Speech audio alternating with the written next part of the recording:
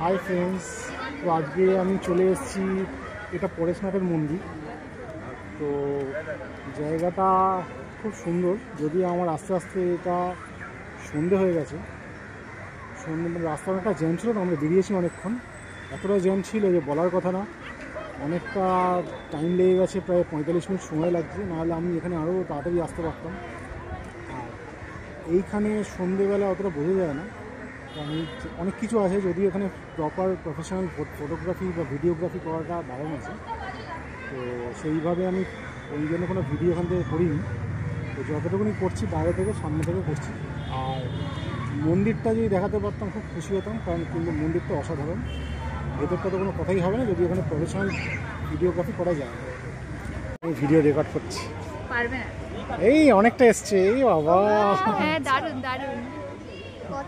এখানে অনেক মাছই ছিল, কিন্তু কি আর বলবো, আমাদের দুর্ভাগ্য, আমরা সন্ধ্যেবেলা এসেছি।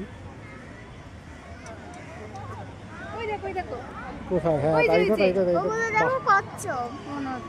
আমাদের দুর্ভাগ্য যে আমরা সন্ধ্যেবেলা এসেছি, নাহলে আরও অনেকটা রেকর্ড করা যেত, অনেক ভালো ভালো কিছু রেকর্ড করা যেত।